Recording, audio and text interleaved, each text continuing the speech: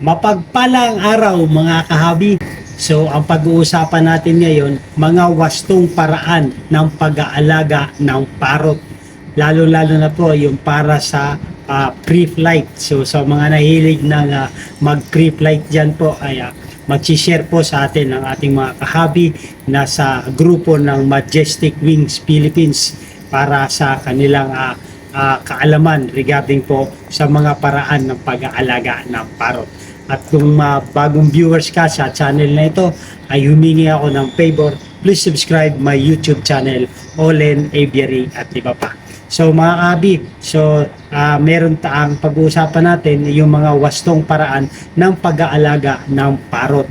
So tayo po ay merong mga katanungan at sasagutin po ng ating mga kahabi na sa mga grupo ng Majestic Wings Philippines. So ibabahagi po nila ang mga paraan sa pag-aalaga ng parot. So let's go, let's go!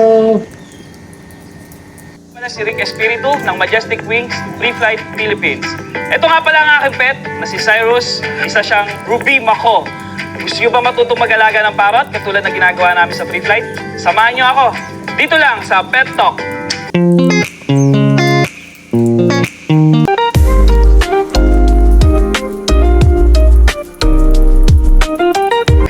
Actually, itong pet na to, isa siyang Ruby Mako. Ginawa ko itong pet kasi ito yung rare. So, ito yung pinakadulo ng, kumbaga sa free flight, ito yung pinakadulo eh. So, siya yung napili ko alagaan para, syempre, mas intense ang magiging free flight natin.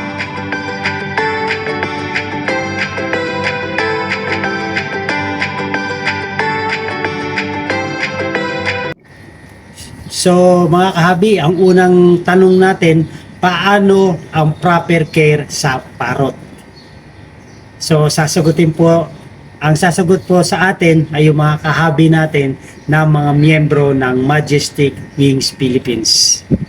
Ang pag-aalaga sa parrot, kailangan malaman mo rin yung kanilang body language, no? Kasi ang mga parrot natin, meron din yung times na gusto nila mapag-isa, gusto rin nila na sila lang muna. So, kailangan mo respetuhin yun. Sa pag-aalaga ng parrot, kailangan prepared ka din sa pag-aalaga kasi meron tayong tinatawag ng mga pang-hand feed. Kailangan prepared ka din doon sa syringe, sa mga gamit na pang-alaga sa ibon. When it comes naman sa pagpapaligo sa kanila, hindi naman mahirap magpaligo ng ibon kasi opera mo lang sila ng water in a bowl, sila na yung kusang lulublog doon sa tubig talaga. Sa pagkain naman ng parrot, when it comes to their diet, una dyan, syempre yung hand feed formula, lalo na pagdating sa inakay pa lang sila, kasi kukunin mo sila na inakay pa lang sila, kailangan meron kang hand feed formula. Marami naman iba't ibang klaseng hand feed formula. And next is, siguro mga after 2 months, after 3 months, pwede ka na rin mag-diet ng vegetables and fruits.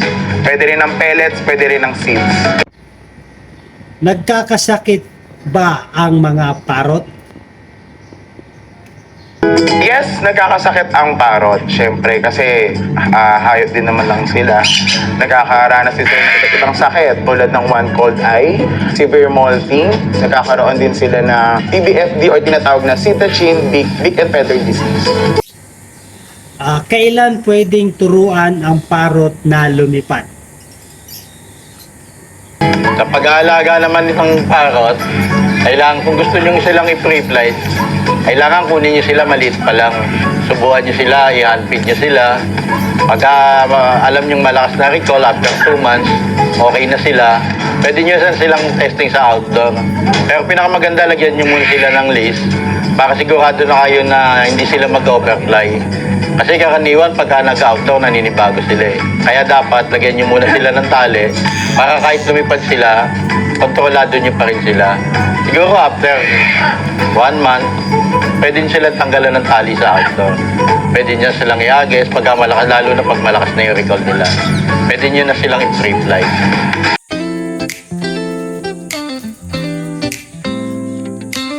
Sa totoo lang, napakadaling turuan ng parrot. Lalo na kung hand feed pa lang, maliit pa lang sila, nasa inyo na. Napakadali nilang turuan. Para silang mga aso, kung sino yung nakilala nila, doon sila lagi nakadikit. Napakadali nilang turuan. So yung pang-5 katanungan po natin, Kailan magandang umpisahan na alagaan ang parot? Sa mga nag-hobby, sa aming kagaya namin or sa mga beginner, masasuggest ko 2 weeks old, pwede na natin siyang kunin sa mga farm breeders. May mga siguro naka-ready na sila ng mga hatch. Pwede na siguro sa atin kunin yon. Pero sinasuggest ko naman doon sa hindi pa ganong marunong, kukuha tayo siguro 2 months to 6 months old. Mas madali siyang i-hand feed. Ginagamitan natin siya kasi ng syringe. As a syringe feeding muna ang gagamitin natin. Kasi kukunin natin siya sa magulang. Paano naman malalaman kung tama ang pag-aalaga sa parot? From hatching kasi meron tayong yung tinatawag na temperature, meron tayong pailaw, tapos meron rin tayong sukat ng pagkain.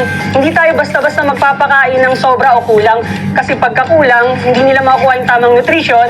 And then pag sobra naman, matatawag natin overfeeding. Nagkakaroon tayo ng mga sakit na tinatawag na sarcrop.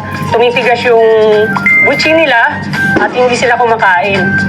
Yun na dapat natin minomonitor, yun ang mga factors na dapat natin minomonitor sa mga kinuha natin sa magulang na inakay, yung mga inahan feeds natin. Mayroon bang tamang temperatura para sa mga parot? Temperature kasi niya, hindi sila sanay sa lamig. Tropical birds, kung tawagin. Hindi sila sanay sa lamig, mas sanay sila dun sa klima natin sa Pilipinas. Yun yung mga factor na maano natin, wag natin silang iano sa aircon kasi magkakaroon sila siguro ng sipon pagkagana.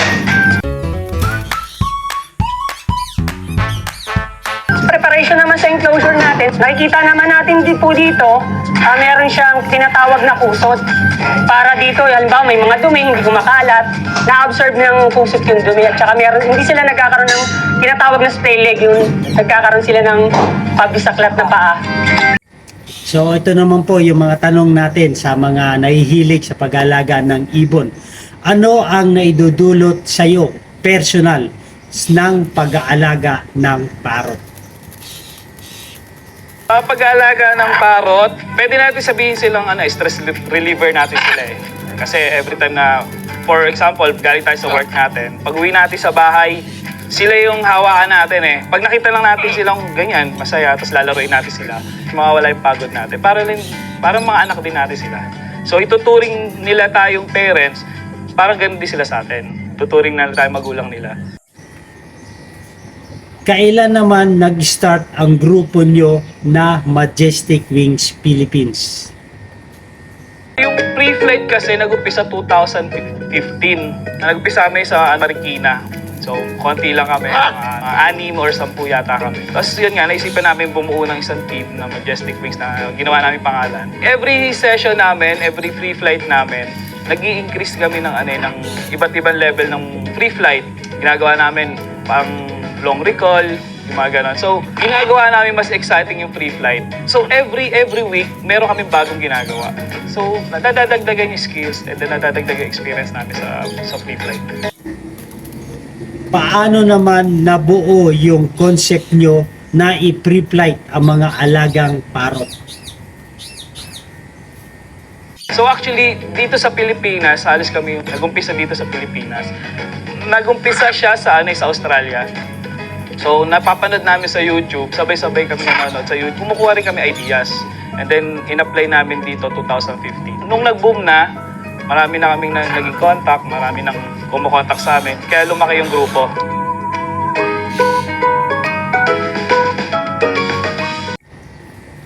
Ano po ang maipapayo nyo sa mga gustong gawing pet ang parot? Ang gusto mag-alaga ng parrot, lalo na itong hobby namin sa Majestic Wings, unang-unang i-advise ko is kailangan nyo nang malaman nyo kung ano yung time effort or time, kailangan nyo ng money, kailangan nyo ng skills. So una-una, you need to research. Manood kayo sa YouTube kung paano inaalagaan. Pinakamahalaga talaga na alam nyo kung ano inaalagaan nyo, tsaka ano yung pinapasok nyong hobby. At the end of the day, hindi mag-suffer yung mga aalagaan natin. Kasi pag dumating yung time na hindi nyo na pala sila gusto or hindi nyo na pala sila kayang alagaan, sino mag-aalaga sa las? Kawawa sila eh. So, yun ang pinopromote ng Majestic Wings, yung tamang pet ownership. Yun ang pinaka-may advice ko. Mag-research kayo, kailangan buo yung dibdib nyo, kailangan mahalin nyo yung kung ano yung gagawin nyo.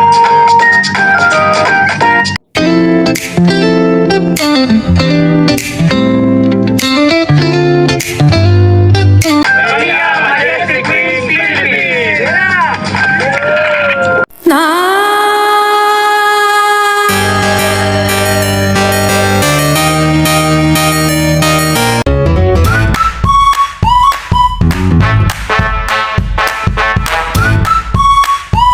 O mano te convocou, então vem sentar o cu popô. O mano te convocou, então vem sentar. I'm unstoppable.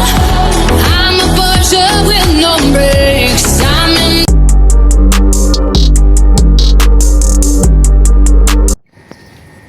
So yun po yung pag-share ng ating mga kahabi ng mga grupo ng Majestic Wings Philippines. So marami po salamat sa inyong pagbabahagi. Hope meron tayong natutunan regarding po sa mga wastong paraan ng pag-aalaga ng ibon. At kung nagustuhan itong video na to, ay humingi ako ng favor, please subscribe my YouTube channel, Olen Aviary at iba pa. So yun po mga kahabi, sa mga nahihilig pre-flight dyan, para sa mga pre-flight, ito po yung wastong paraan ng pag-aalaga ng parrot para mapaamo po natin yung ating mga inalagaang mga parrot. So marami po salamat at nais kong shoutout po ang mga subscriber natin, sa mga patuloy na subscriber natin at sa mga silent viewers. At shoutout din po sa inyo kahabi Edwin Maikle o Michael Harold Erwin, shoutout po. Si kahabi Asher Belga, shoutout po sa inyo kahabi. Si Joseph Donor, Romel Jan Bangog Comprado, shoutout po sa inyo mga kahabi. Si Paban Brar, shoutout po. Si JC Peria Bras, shoutout po. Si John Cantor, shoutout po sa inyo kahabi. Si Jenny Lidesma, shoutout po kahabi. Si Snow Jan, shoutout po. Si kahabi Raymond Puche, si Romel Aquino, Joke Aviary, last but not the least, Muno Aviary. Shoutout po, marami po salamat sa inyong suporta. So maganda ang buhay pag meron tayong kaalaman sa mga paraan ng pag-aalaga ng ating mga parrot. Mabuhay and God bless. Thank you for watching.